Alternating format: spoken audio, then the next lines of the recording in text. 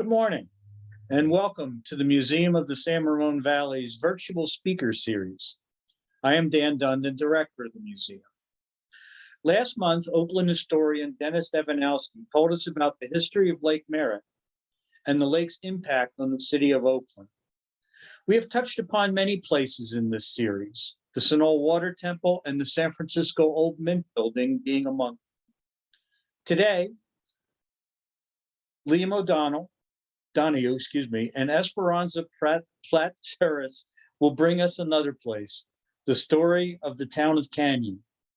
Many of us have heard of Canyon, but may not know where it is and may not be aware of its unique and colorful history. From a rough and ready beginning, Canyon has managed to keep its independent spirit alive, as Liam and Esperanza will tell us. We have two good presenters to bring this story to us. Liam is the host and producer of the East Bay Yesterday podcast and co-creator of Long Lost Oakland Map.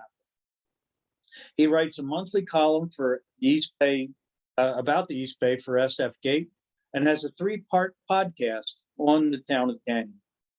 Joining Liam on this presentation will be longtime Canyon resident and retired educator Esperanza Pratseris. Please use the chat window at the bottom of the screen for any questions you have. Feel free to send in your questions at any time during the presentation, and we'll address them at the end.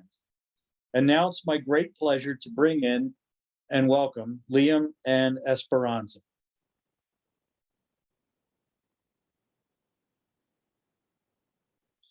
And before we get going, guys, I understand we have some housekeeping things to talk about. So if you can talk about links and festivals, you're on. Esperanza, do you want to start? Oh, sure. Hi, I'm Esperanza, and I lived in Canyon since I was 11, off and on. I taught at the school for 30 years, and I'm helping to put on the Canyon Art Fair, which is always the first Saturday of December. It'll be Saturday, December 3rd from 11 to 3. So and this letterpress poster by Jean Lorenz is an example of the kind of thing that will be for sale there. People of all ages will be selling their foods and gifts and things. And if you're curious about Canyon and you want to check it out, that will be your perfect time to come. It's at 187 Pinehurst Road. It's one of the only 2 buildings that you can access from the Pinehurst Road as you go through Canyon, so you can't miss it.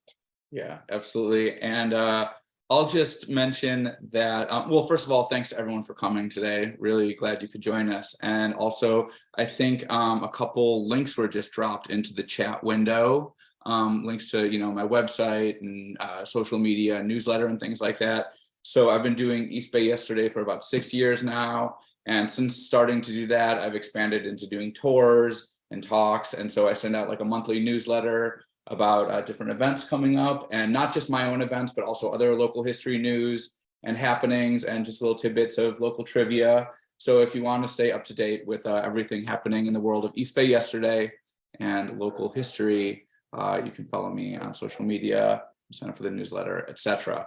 But we have a lot. Were you going to add something? Well, I was just going to say, I urge you to attend his presentations. I sort of pride myself on knowing a lot about the local history, and I've learned so much and had so much fun going on Liam's boat tour and going to his old time Berkeley talks. And I've actually taken excerpts from his podcasts and used them in the classroom, because he just is such an excellent researcher and such an entertaining and fun presenter. Thank you. Well, that's the proudest thing out of everything that's come out of the show, is that when I get calls and emails from educators, teachers all the time, from middle school level up to grad school, who use different episodes of the show for their curriculum. And my mom is a high school teacher, retired high school teacher, so just some of it rubbed off. It helps.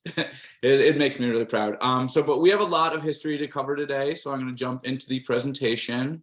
You guys are seeing our screen, correct? Let me just let's see. We are. We are seeing. Okay, great. So you're seeing my screen. So I'm going to jump over to the presentation. We're not. Oh, you're not. Here, let me do this. Desktop 1. Are you seeing it now? There we go. You need Great. to, yeah, slideshow, and then it'll be good. Great. Okay. So here is the opening slide, and this photo of Canyon is actually taken from one of the books that Esperanza helped produce as fundraisers for the Canyon School that she was just talking about. These are books that your friend Eric did the photography for. And is there anything you want to say about this scene that we're looking at right here before we Yes, get into this the is the history? site of where the San Leandro Creek runs under Pinehurst Road, one of the places. And the children in town refer to this spot as paradise because it's one of the places where the creek makes a deep enough hole that you can submerge on a hot day. And it's one of my favorite things about Canyon is that of all the little spots around town have fun names. So, you know, the kids might say, let's meet at Paradise and then let's go up to the Honeybee. And after that, we'll go to Big Rock. Yeah, so you'll be getting a lot of the local lore during this conversation today, but we're gonna, why is that not advancing? Here we go. So this is just a photo a second ago. During the introduction, you heard about how I did a trilogy of episodes for East Bay Yesterday about Canyon, and that's how I met Esperanza. I think it was like Yes. 4 or 5 years ago. We were introduced through a mutual friend who grew up in Canyon, and this is just a photo of us. Whenever I'm researching a topic, recording an episode, I like to get on the ground. I mean, that's the great thing about covering local history. It's pretty easy to get to the places I'm talking about. So in this image, you just see me interviewing Esperanza in the middle of the redwood forest.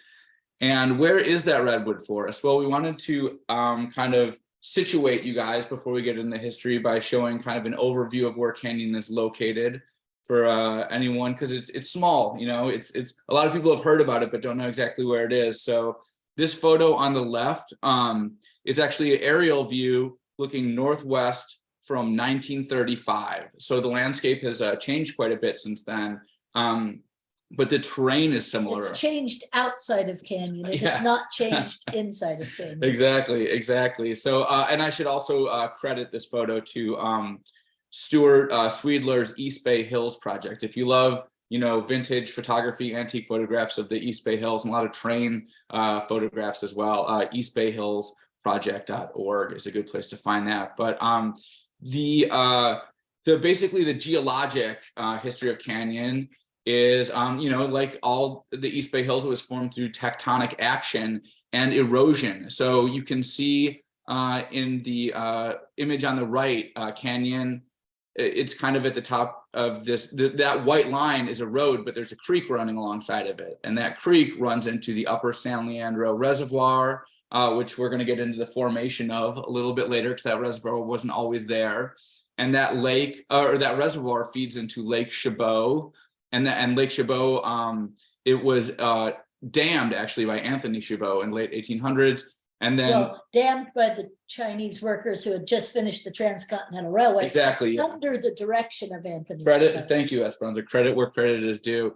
And then that turns back into the San Leandro Creek again, which eventually comes out at the MLK shoreline. Yes. Just north and of the Arrowhead Marsh Arrowhead is where Marsh. when they were first making Lake Chabot, a huge storm came and washed that earth pack dam out, and that's what formed that arrowhead shape. Yeah, if you ever, you can go to Google satellite and look at a aerial shot of the San Leandro Bay, and you can understand very easily why it was called Arrowhead Marsh. But that's just north of Oakland Airport, if anyone's wondering. And that's where this creek eventually empties out into the water and meets the bay essentially. So before we get into some more recent history, of course, we want to acknowledge the fact that Native people have lived here for thousands and thousands and thousands of years. The ancestors of the Ohlone people and other tribes as well. This is a map that was produced by the East Bay Regional Park District about a year or two ago, and I think it's just a good little snapshot of how densely populated the Bay Area was before colonization. Of course, there was these myths for a long time that these were kind of empty lands. This is wilderness, and of course, thankfully, a lot of that history has been decolonized in recent years. But it's important to recognize that the Bay Area was one of the most densely populated parts of North America prior to colonization. And also known as one of the longest places where people lived in densely populated and in peace. Because Yeah. there was so much plenty here in the Bay Area that Right. people didn't need to fight over. Exactly. Yeah, there was, the Bay was basically a all-you-can-eat buffet practically year-round. There was multiple salmon runs. There was oysters, mussels, shellfish, depending on the time of year. And then, of course, the native people, the Ohlone people, could use salt from the Bay. They could dehydrate, that water and use that salt to cure deer meat and elk meat that was being hunted up in the East Bay Hills here.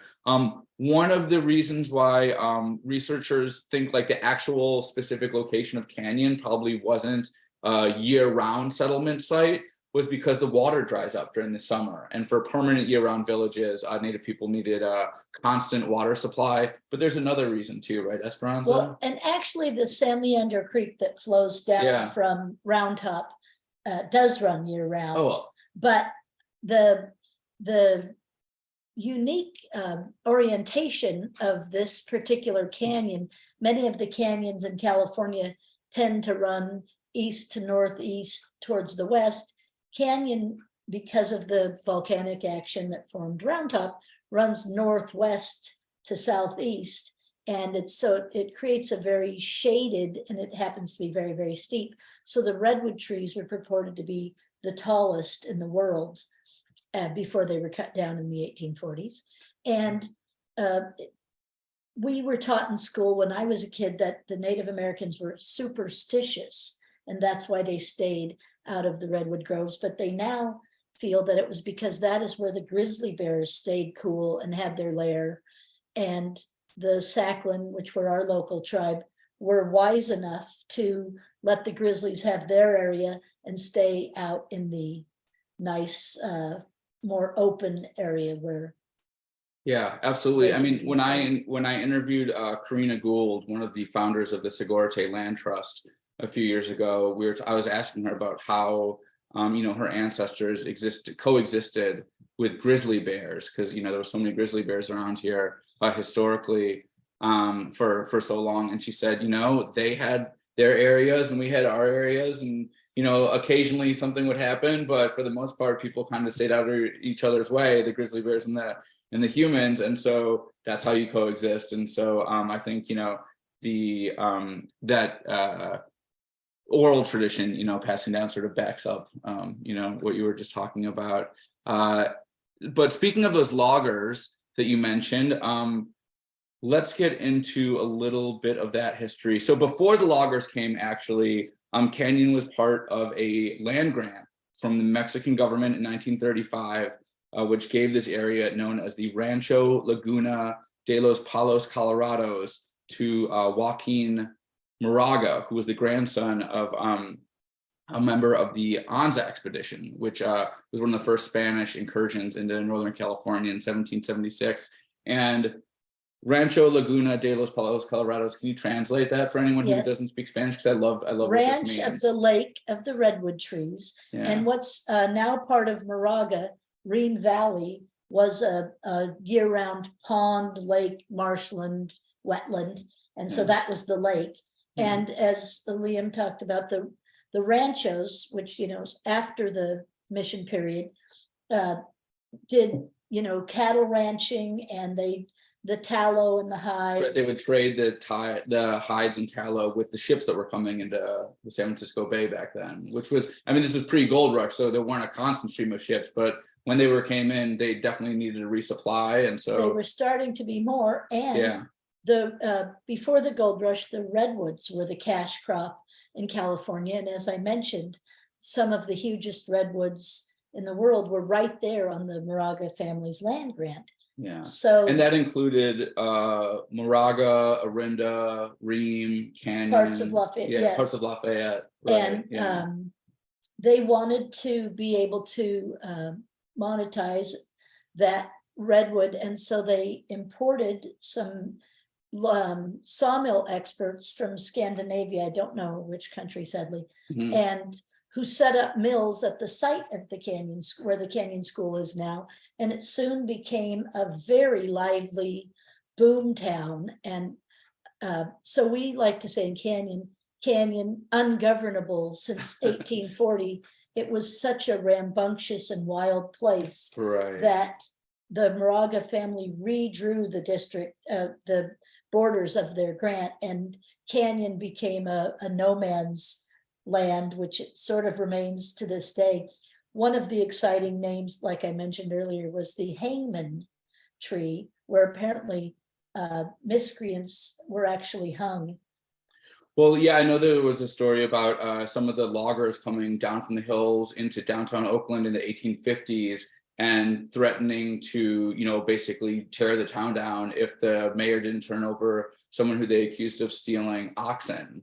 Because, that was like one of their main Yes. resources. So it was essentially the Wild West up here in the hills. In fact, during the 1840s and early 1850s, more people lived up in the hills where Canyon is now, where Redwood Regional Park is now, where Joaquin Miller Park is now, than in the flatlands, where the, most of the population lives now, like what we would now call downtown Oakland. Right, and when California became a state, Canyon had 60 voters and Oakland only had 5, Yeah. and now we have 72.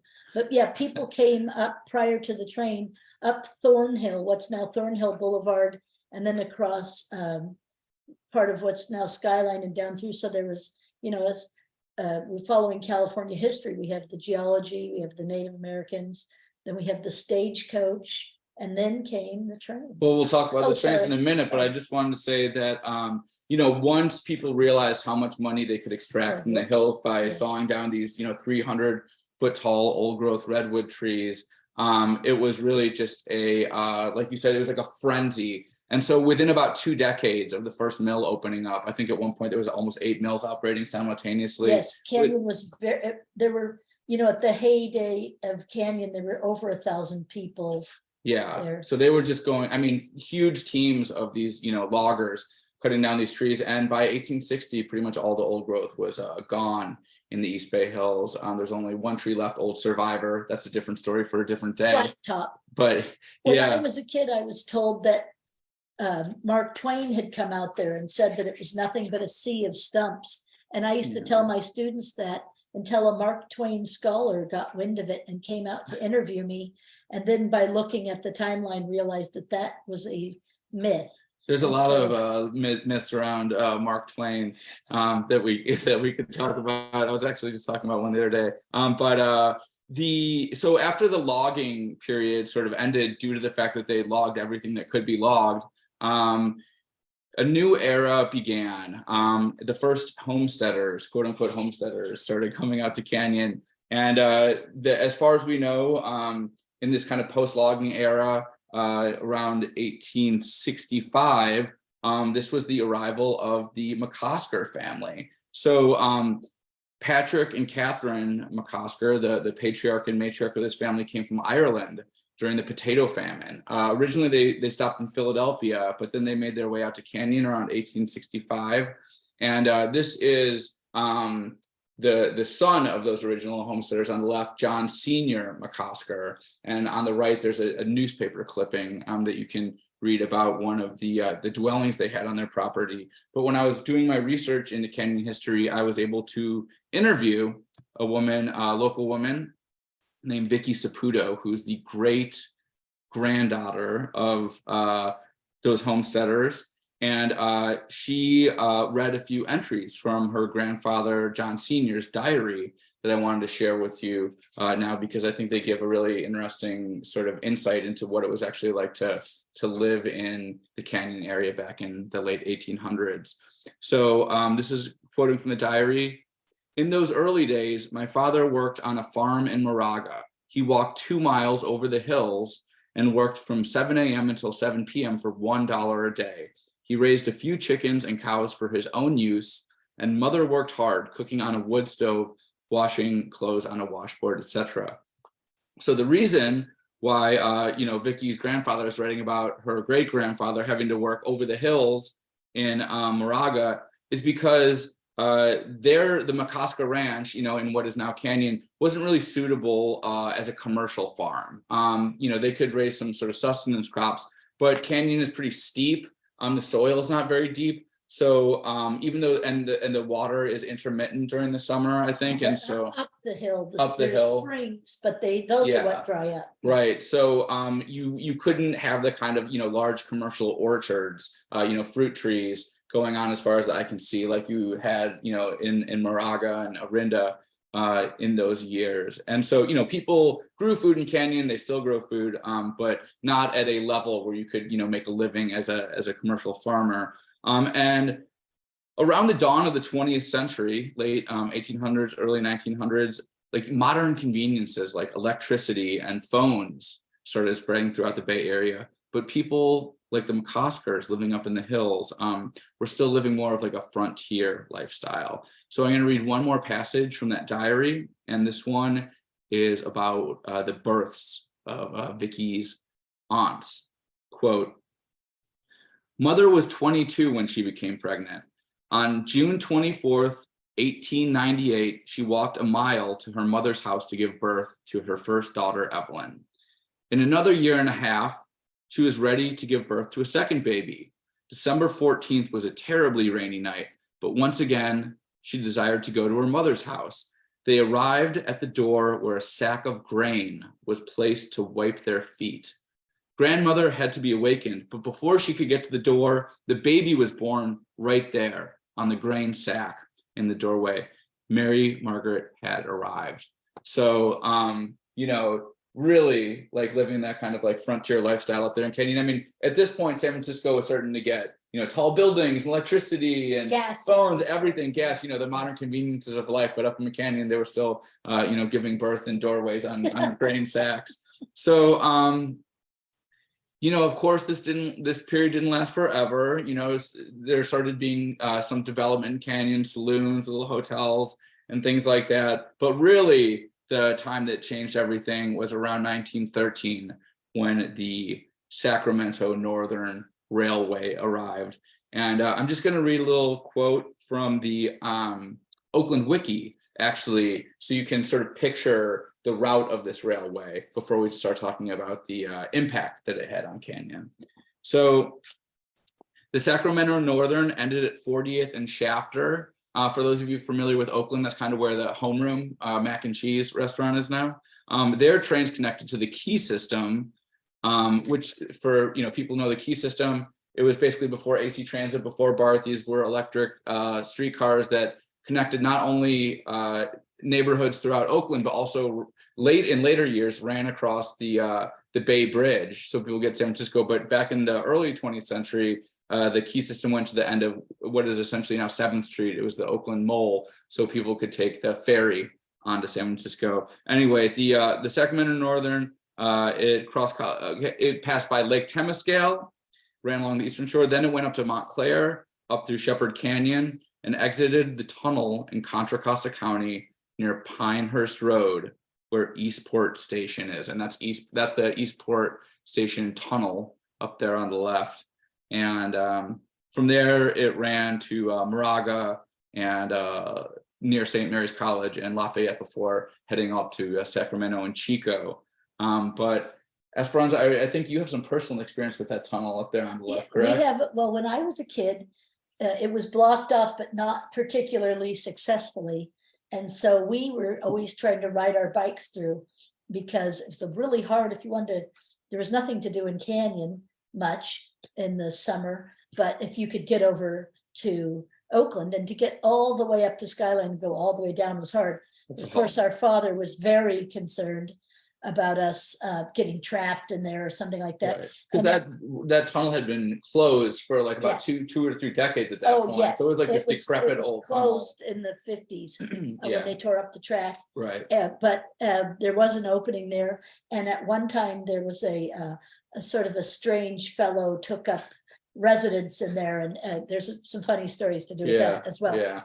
But the neat thing is, for me, in a way, I mean, there's lots of great stories about the train, but people in Canyon, after the McCosker family, it was boisterous and full, and then it became really empty when all the trees were gone, and the McCosker family sort of started residing there, and then other people gradually were building a few homes, but once the train came in, people built a number of summer homes, and they started some developments, and It was kind of like almost like, the way people go up to Tahoe now, right? Like people would Exactly. get away for the weekend or take the train up for the day and have a picnic, and it was kind of like carnival, my not like grandmother, quite carnival-y, but like, yeah, like grew up in San entertainment, Leandro, recreational activities. and they would take the train out, Yeah. and there were food for sale and fireworks, and Nice. I think there was even a merry-go-round down by where the Y is now. Mhm. And you can see in these two cars, if you got out at the Pinehurst station and paid 5 cents, you could ride down, and so you wouldn't have to carry your suitcase to the Redwood Inn, which is actually right about where what we now call the Hangman, which is where the Hangman's Tree was, but halfway between the school and the Y.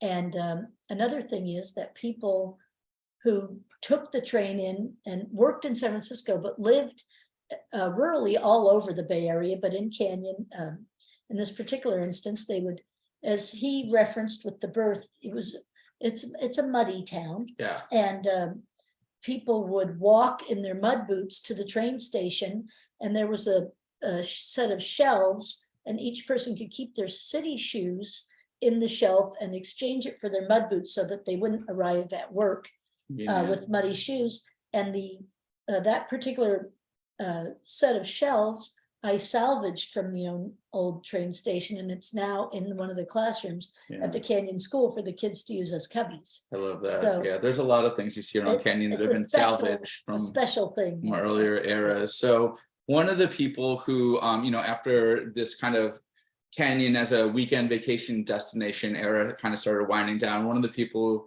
who started settling here full time was this gentleman, Mr. George Menji. This is the same person on the left and the right, just separated by a couple decades in time. And well, you knew him personally, Esperanza. So did you want to talk a little bit about George Menji? George was a wonderful man. The father of 7 daughters. I'm from a family of 9 kids with 6 brothers, and everything's always saying how amazing it is that none of the Pratt or Tripp boys married one of the Menjis. But George actually played a really important role in Canyon in a number of ways. He was just a jack of all trades. He was an investigator for the Navy and an incredibly intelligent man. And as Liam referenced at the beginning of the I think it just in terms of his naval career, I think he was working at the Alameda Naval Air Base, Yes. right? So he was one of Yes. these people that was commuting back and forth between Canyon to, yes, the more kind of developed parts of the Bay Area. yeah, Yeah, and he was actually out driving around looking for a place to hunt, yeah. and had stopped at the store that was owned by Joe Knight when Joe's one of the volunteer fire truck drove up with Joe's daughter Virginia hanging off the back with an axe in her hand, and he saw her and fell madly in love. Love at first sight. And, Woman with a giant axe in her hand. Yeah. They married and had a little homestead up in Canyon. Yeah, definitely. So the Menjis are living up there. There's dozens of people living up there, dozens of homes. But then starting around the 1950s, some of the homes in Canyon start being demolished. You can see some of the foundations of the demolished homes that are still up there in the hills. And that is because East Bay Mud had some plans for the future of their reservoir development, and those plans did not include the town of Canyon, right? They decided to sundown Canyon, similar to what happened in Orinda, where East Bay Mud took a lot of the property by eminent domain when they had a lot of developers on the board. East Bay Mud is now really a wonderful environmental preservation organization, but there was a little bit of funny business that happened back in the 40s, and that's one aspect of it. And another aspect is they did think the rest of the East Bay was growing, and they really wanted to have clean drinking water, so they made Lake Chabot was a really successful dam, and so they went upstream quite a bit, and they did wipe out the little town of Valley Vista, which the students from which went to the Canyon School. And then they decided to condemn the homes in the town of Canyon as well, so that there wouldn't be septic tanks upstream from a drinking water reservoir. Yeah, so essentially they started going around the canyon offering people money for their property. And you know, that was a real opportunity for a lot of people who didn't have that much cash. So they were taking these offers from East Bay Mud, and then East Bay Mud would come in and demolish their homes. And that was essentially the plan, to slowly wipe out the population of Canyon Yes. in order to, you know, take it over as East Bay Mudland and expand their property, you know, where they have this watershed. And just for anyone who's curious, you can still, the Valley Vista area that Esperanza just mentioned, if you have a East Bay Mud trail pass, which you can get on the East Bay Mud website for, it's not even that expensive. I think it's like $30 for a 3-year pass. You can walk along all these reservoirs, which I highly recommend, especially if you're the type of person who likes a little solitude on your hikes, because those, you know, Redwood Regional, and I love it, and Sibley and all those places are wonderful, but they can get a little crowded. But you hike around some of these Yeah. East Bay Mud reservoirs, and they're really kind of empty a lot of times, especially on the And weekdays. the trail that goes from the top of Redwood Regional Park down to the Y in Canyon, there's a beautiful zigzagging trail that goes up through the redwoods that you need one of Yeah. those passes for.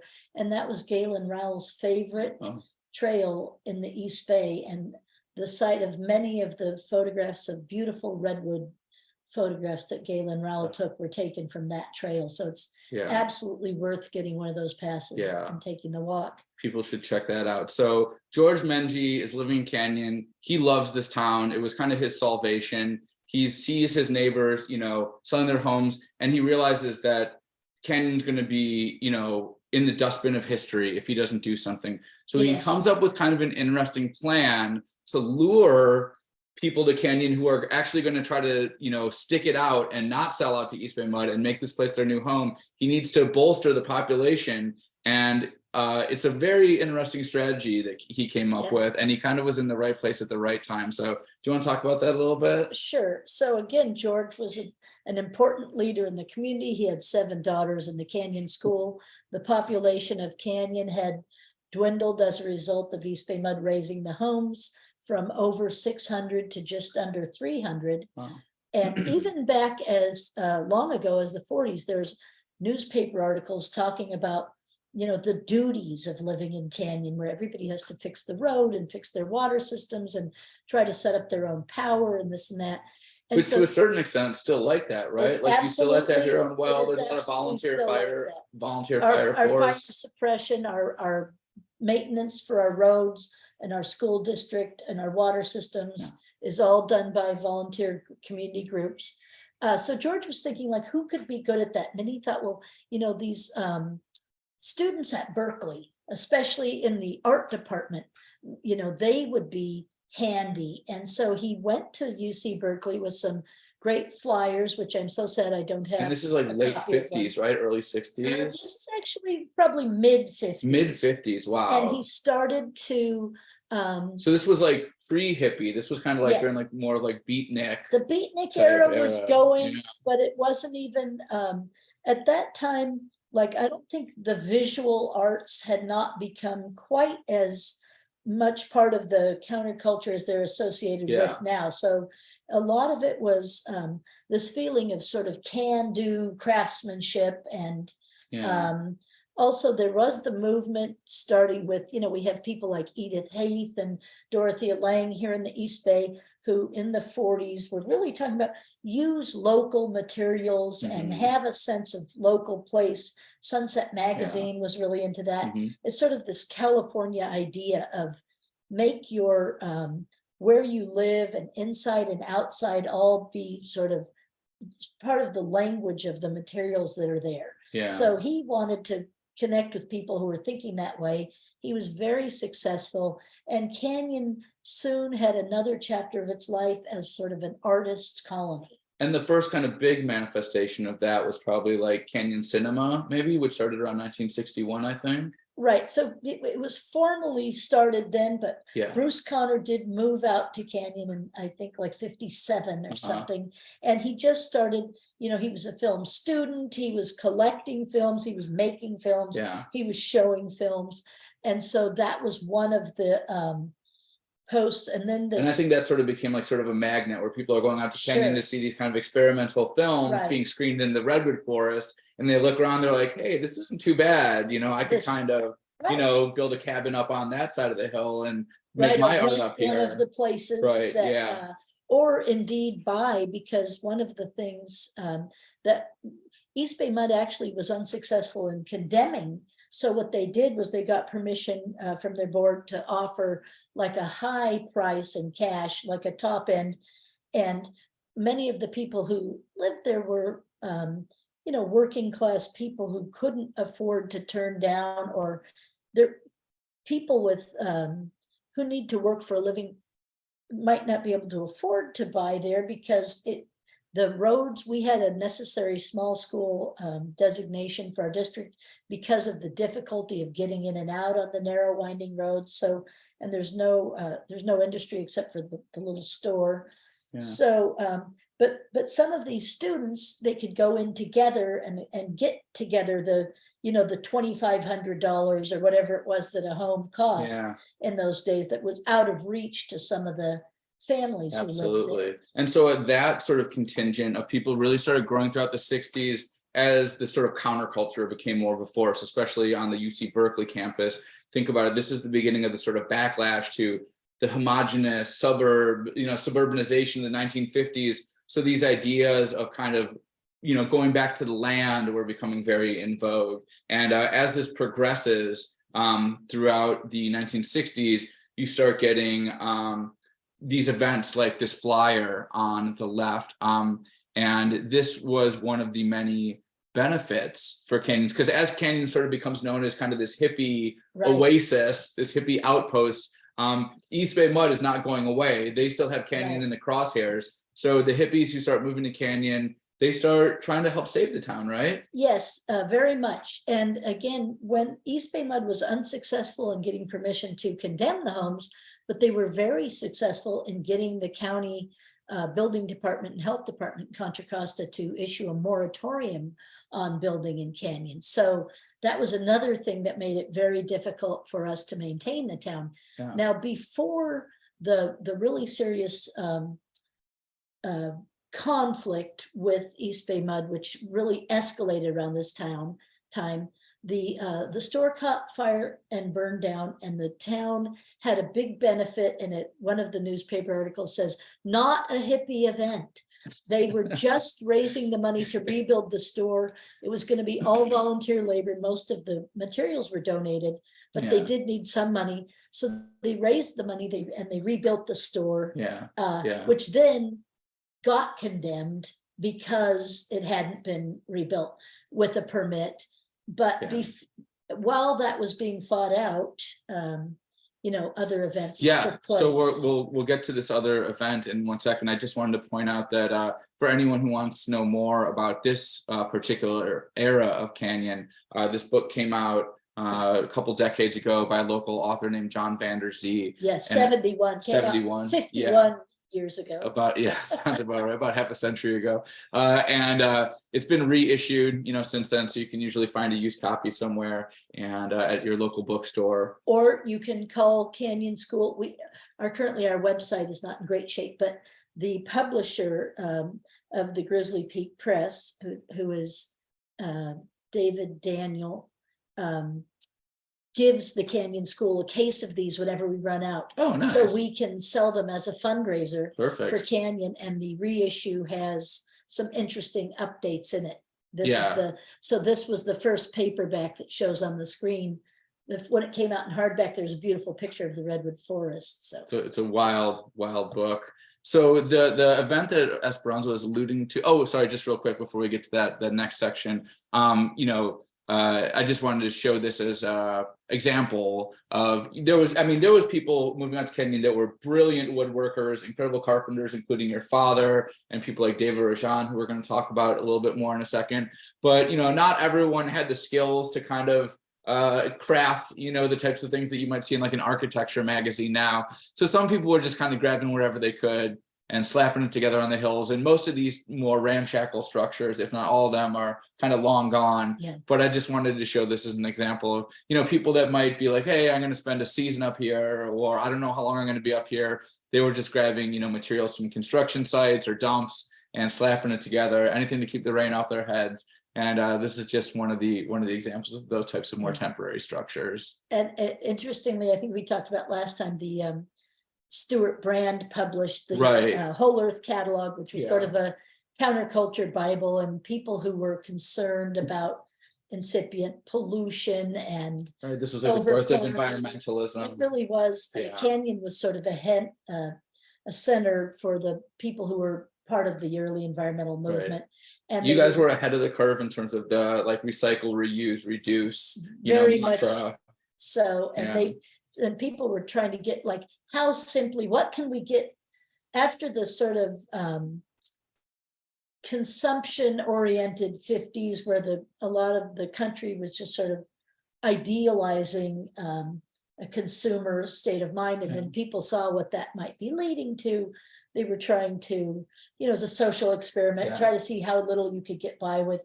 Buckminster Fuller was coming out with his light, easy to construct domes. So many of the interesting structures in Canyon were also Yeah. domes, Yeah. but this was an example of a, you know, just a very simple dwelling, and people were like, hey, we want to live mostly outdoors, but we'll have a little, like you said, a rain shelter. you know. Yeah, definitely. So as you can see, plenty of natural light in a building like that. But while this is all happening, and while this conflict with East Bay Mud is kind of simmering to a boil, tragedy struck in 1969. Long story short, there was a pipeline explosion that was a catastrophe. There's a pipeline that ran from Martinez to High Street in Oakland, Yes. right? Carrying fuel. The pipeline was sabotaged. Actually, it's never been conclusively proven who did it. One piece of sort of circumstantial information is that there had been a Shell strike, a very contentious strike going on earlier that year. And the strike had just kind of been squashed right before this happened. And so, you know, it's thought that maybe this was some kind of sabotage and retribution against the Shell company. But the downside of, or, you know, that one of the impacts of that attack was that the pipeline, one of the few places that it was actually above ground, was where In Canyon Canyon. in above San Leandro Creek. And so the And it was immediately adjacent to the Knight family, who was Virginia Mengee's parents' store, had a little one tank, you know, yeah, gas station there. And so right where the pipeline was exposed was a gas station tank, and it was disused, but that meant that it was filled with fumes. yeah, So, and the sabotage happened out, I think, much closer to Martinez, but then this gentleman here realized, Earl Davis, that it would be burning underground. And when he looked at a map and saw where it was exposed and saw its proximity to this gas tank, which was next to the Canyon store, where actually the Llewellyn family, who still live in Canyon, lived Yeah. in the upstairs at the time. I interviewed Roberta Llewellyn, Yeah. and she talked about how when the explosion happened, people thought it was like you know, like a nuclear bomb or something. It was so loud. I mean, there was like it just was massive. I mean, this was a gas pipeline explosion. So And the creek, the ravine of the creek just filled with the fumes that were burning. And so Yeah. all the, you know, many of the homes sort of run along the tracks, and the creeks Yeah. there, and people looked out and they just saw, you know, orange flames rising into the sky, and the neighboring up in both in Montclair and Moraga, Yeah. they could hear the explosion and see the lights. So the assumption was that all of Canyon had been decimated, yeah, and that everyone was dead. But actually, sadly, the only man who died was this Shell engineer, who saw that there was a potential for danger and drove to Canyon to try to warn the people, got out there, thought, that's funny, nothing happened, got into the phone booth and was calling back to headquarters when the explosion did happen, and he was the only fatality. yeah. So there's a lot more we could say about that, but I want to make sure we save time for Q&A. I'm sure there's plenty of questions, so we're going to kind of move things along here for the last couple slides, since we've been talking for like, almost 45 minutes now, but it looked like, so after the explosion, people are rebuilding, they're still trying to hold on the town, but East Bay Mud is really kind of plowing towards Canyon. They're, continuing their plans, but Canyon came up with a really good strategy, I think, for kind of winning over, because they knew it was going to be an uphill legal battle. So they came up with this idea of sort of winning over the hearts and minds of the public in the Bay Area to kind of sort of shame East Bay Mud into not displacing them. And can you talk a little bit about how they kind of won over people who, because Canyon maybe had this reputation as kind of this hedonistic place where, hippies are running on naked and people are doing acid all the time and rock bands. But that was just, one piece of Canyon's culture. There was so much more to it than that. And I think people came up with this strategy of showing a kind of more family-friendly side of Canyon. Yes, and another side of having gotten all those Berkeley students out there were these were a lot of well-educated people who realized that this is a battle that needed to be fought in the press. And this is sort of a mouse that roared situation, because it did not look hopeful. Such a tiny little town, already so overtaxed by, as I said, the running a town without the kinds of services that you would have in an incorporated town that was hooked up with water and power and sewage and so forth. And so this is a picture of Sally Leary, who was a student from Berkeley who came out, and she's one of the founding members of the group you mentioned earlier, the Water Brothers, which was a sort of an early tenants in common land collective that formed. But she's and she was a teacher at the Canyon School as well. And she's one of the people who came up with the strategy to contact members of the press and get them out there to tell the story. And the people of Canyon were saying, hey, this is a really interesting and important historic community that shouldn't just be shut down because it would be convenient for what the communities that have risen up afterward. We feel that it's important to save, and we were successful. And you were talking about how a lot of the people who moved out to Canyon were kind of young folks, well-educated Berkeley folks. Another thing, that young folks moving out to Canyon tended to do was have babies. So there was this new generation of Canyonites being born in this era. And so people like this, on the right here, that's Deva Rajan, right? That is Deva and his wife, the artist and scholar, Penny Derewan, and their kids, Abe and Timo. And so when I interviewed Deva, who still lives in Canyon, he was talking about how, one day the East Bay Mud people showed up and they're like, you have until next week or tomorrow or whatever it was to get off your property in this beautiful home he had built. And, he walked out there with his kids and he's like, I'm not going anywhere, try to move me. And he really stood up for himself along with many other people living in Canyon at the time. And long story short, you guys won, right? Yeah. you guys beat back East Bay Mud. They backed off. Right. Huh?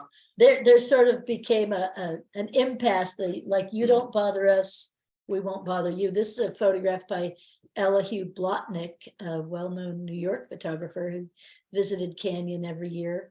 And this was much of the student body of Canyon School in 1970.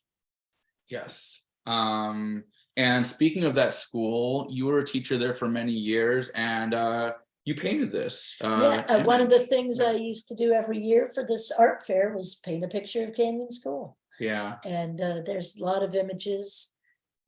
It's sentimental because in 1990 the school was found to not be earthquake safe. Our plumbing was old and funky, so we were lucky at the time. A man named Jonathan Reich, who was getting his master's in architecture at Berkeley, worked with the community, and they spent many days and hours and actually years getting grants and making a plan, and they were successful. And the post office had not been rebuilt since the explosion, and he and his students and friends and the community worked together and actually worked with Deva Rajan as well. And we now have a beautiful post office and a new school. So.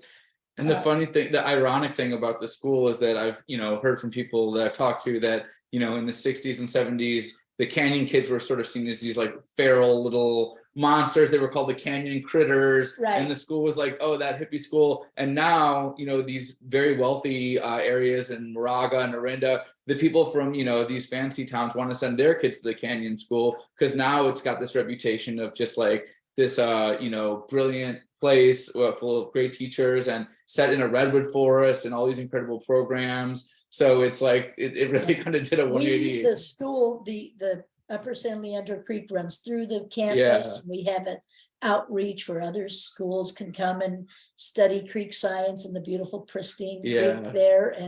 And we say, you know, we're a one school district. We're part of the Acalanes High School District.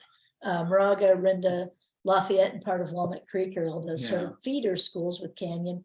And we all have, you know, excellent API scores. So we say, you know, we have the API scores of Orinda, Moraga, and the creativity of the wildest free school in Berkeley, and we pull it all off at this beautiful setting. So it's a great opportunity.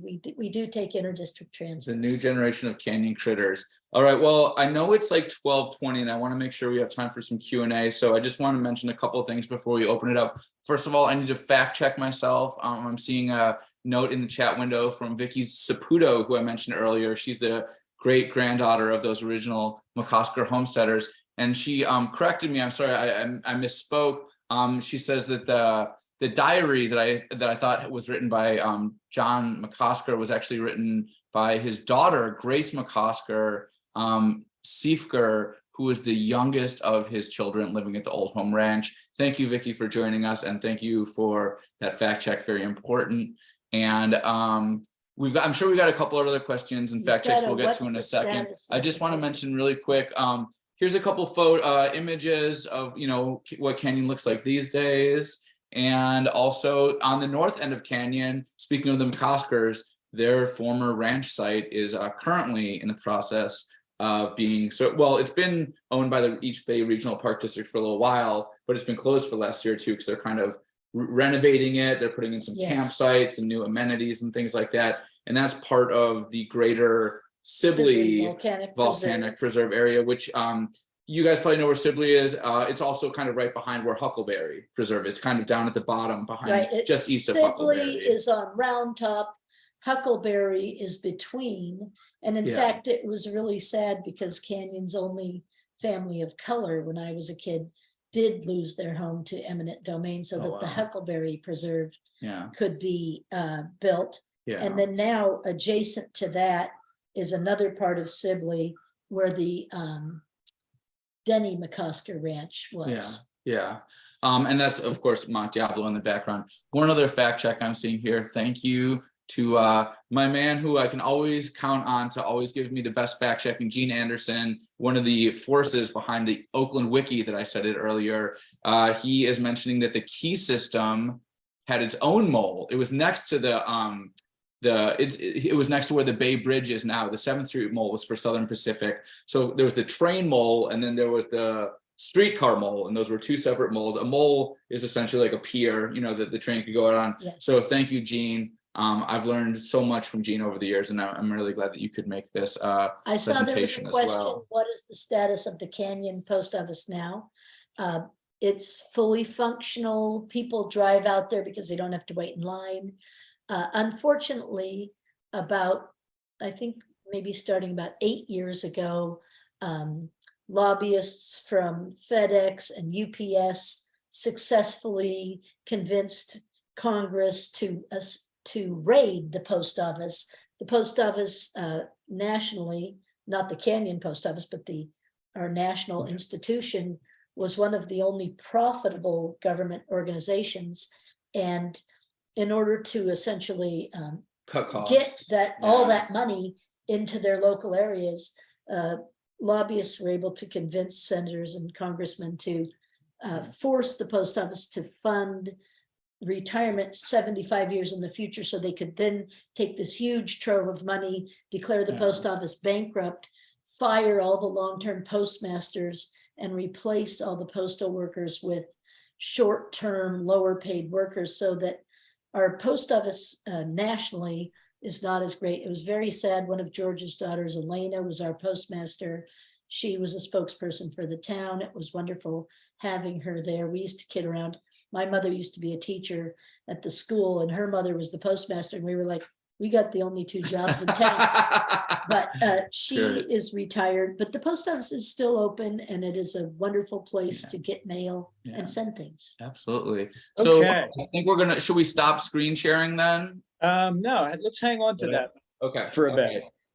So You're we're gonna right. Moderate some questions. We do have questions, Excellent. and a couple of comments. First of all, I have heard the Canyon School praises being sung for the last few days around the museum. A lot of people are very familiar with the Canyon School and just think it's a marvelous institution. So Thank you. We're very Compliments. proud of it. also, and you had answered one of the questions about the key system mole, and here's another question from Rick. Did the Key train follow the same interurban train path that is now the Moraga Lafayette Regional Trail? Part of it, Okay, yeah, I'm not sure, was that the Key route though, or was that the Sacramento Northern? oh, Because I think it might have been, because I think Yeah. the Key system was only on the east, or I'm Yes. sorry, on the west of the hills. The Key Yes. system didn't go up so the Key system was like the local routes in the flatlands, and it connected to the Sacramento Northern line. Yes, It went over the that's hill, right. so I think that trail that you're talking about is the old Sacramento. was the rail bed of the old Sacramento Northern line that went all the way up to Chico. Yes. Yeah, we've gotten some more comments, and that it is the Sacramento Northern, and that it met the Key system at 40th and Shafter. Right. Excellent.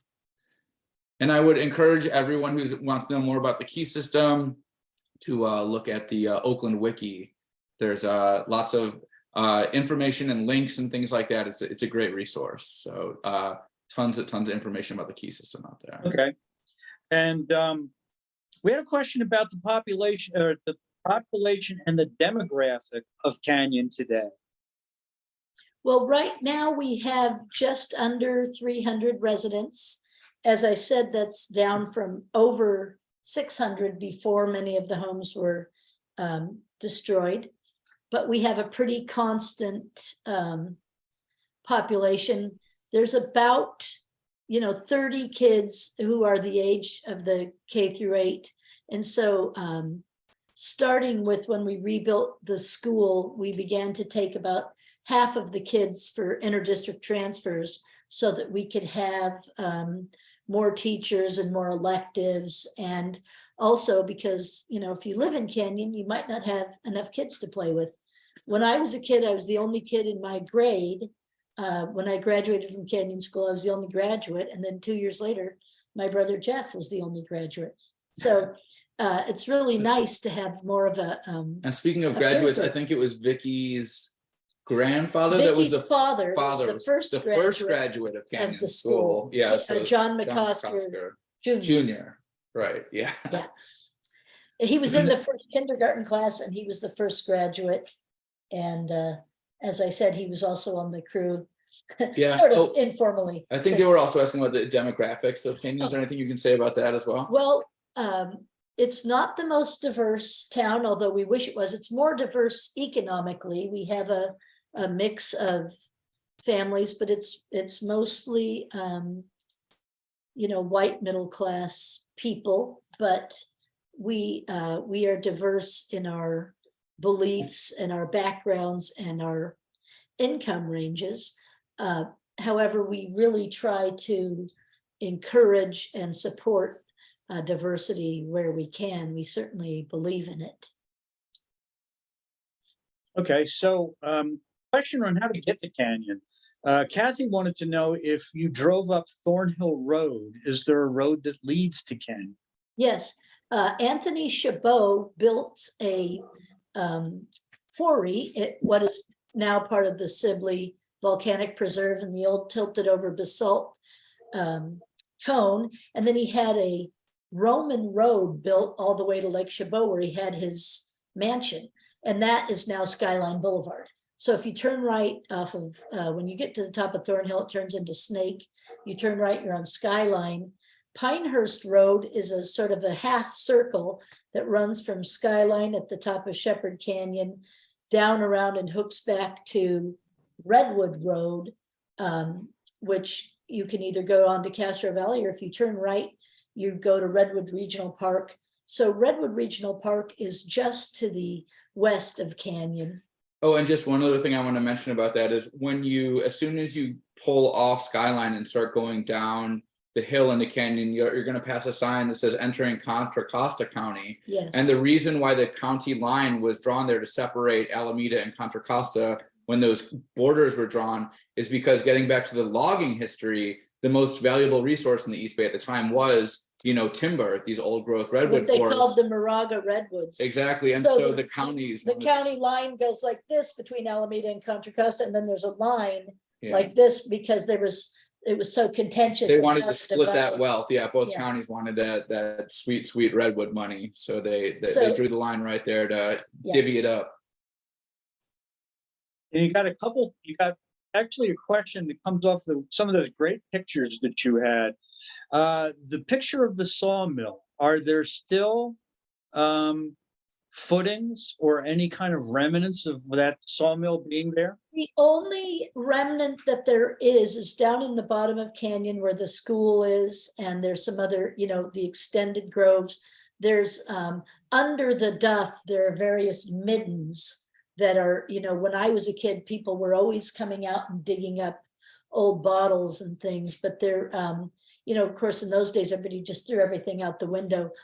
So none of it remains. It's all been repurposed or has faded away with time, except for some middens. Yeah, and I should just clarify too, there's not very many good photos of the sawmills in that era from the East Bay. So that sawmill that actually used for the presentation, it was from the same era, early or 1840s, but that particular sawmill, they think it was located near Palo Seco Creek, which is kind of near where Joaquin Miller Park is now. So over the hill, but I couldn't find any other pictures that, sort of clear and high resolution enough on the canyon side of things. So we used that sawmill to just kind of evoke that era, but that was from the Oakland side of the hills. Yeah. Okay, fair enough. Maybe going back in time a little bit more. Rick asked if Moraga, when he sold his Redwood Heavy portion of his land grant to Ellen Brown, the founder of Lafayette, do you know if that included the town of Canyon? They Or had what would future- already redrawn the borders Okay. of the land grant. So the town of, well, even when I was a kid, Moraga was, there was a yellow light hanging from a cable at a crossroads. And there was the Moraga barn, which Deva actually eventually bought when he moved Canyon Construction to Moraga. And it's now been rebuilt into a beautiful platinum LEED building. But it used to just be the Moraga barn. And of course, the Pueblo was there, but they really focused the development farther north toward Lafayette at first. Yeah. Oh, and also I'm seeing in the chat window here, Esperanza Vicky is saying that Al McCosker was actually the first graduate of the Canyon School. Oh. It was John who was the second to graduate. Well, Vicky, I hate to say this, but I think your dad might have fibbed to me. All right. But that is good to know, and I will We'll have to, correct any future. we'll have to look remarks. into that. Yeah, well, Yeah. Vicky will have to follow up Well, with you about that would make sense because Al is older, so. that. That would make sense. Yeah. And we've got time for one more. And actually, I'm going to throw this one in because I wanted to know this too. The saloon picture that we actually started with. Any idea of the age, location? Do you know anything about that one? That's I the one think picture. that was, I mean, I have always been under the impression that was right around the turn of the century or a little later at the site of the current Canyon Post Office. I don't know why I think that. Again, many of the things that were told to me, I end up being told later that those couldn't be true and are not true. So, all I could say is I heard. There's a lot of hyperbole and myth making. Anybody who is interested in that line of thinking, I recommend Joan Didion's Where We Were From about Sacramento and the sort of the myth making that we California natives like to do about Yeah. So this has been a lot of fun, and as I said up front, we had two good resources for this talk on the town of Canyon. Thank you, Liam. Thank you, Esperanza. You guys were terrific. Thank you very much. And thank you all for viewing this morning. If you missed any of our earlier programs, you can find them by visiting the museum's website at museumsrv.org. Today's program will appear early next week. Can I say Join one us. last thing? Yeah, I'm go sorry ahead. to interrupt, but I just see in the chat, someone is saying, what time is the art fair? It is from 11 to 3 at the Canyon School on Saturday, December 3rd. And thank you for asking, Christine. You know, and from just my point of view, I've learned so much about Canyon today. I think I'm going to try to make the art fair. So thank you for I sharing. recommend it. It's a lot of fun. Very And catchy, very funky. good, good. So for the rest of you, join us next month, Thursday, December the 15th at 11:30 for the story of Treasure Island. Ooh. From its beginnings as a man-made island to the home for the 1939 Golden Gate International Exposition, to its role as a naval base and movie set.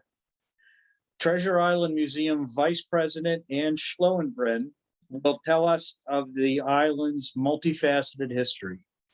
If you and like, can I just jump in real programs, quick with one thing? Yeah, go for it. I love the history of Treasure Island. If anyone wants to know about the history of Treasure Island from a boat, that's one of the locations that I take people on my historic boat tours of the bay. We go from Emeryville to Treasure Island and then all around the bay up to Oakland, Alameda, etc. But again, if you want to find out about those upcoming boat tour dates, sign up for my newsletter. There's a link to it in the top And corner that of my boat tour is a website. good time. Bring a jacket, a snack, and a drink. It's a Yeah. party.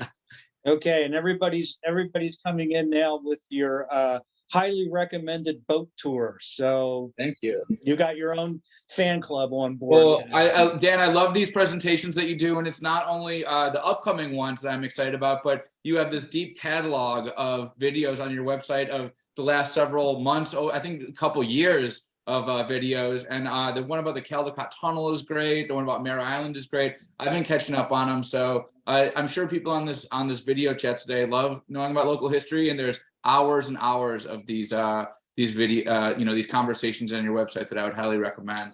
And thank you, Liam, for the unsolicited testimonial.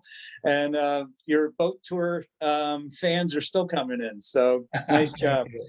And speaking of programs, if you like these programs and want them to continue, and we've been at this more than a couple of years now, we ask that you make a donation by going to the museum's homepage, museumsrv.org, and clicking on the Donate Now button. The museum is also in need of volunteers. If you can give us some time, please contact the museum.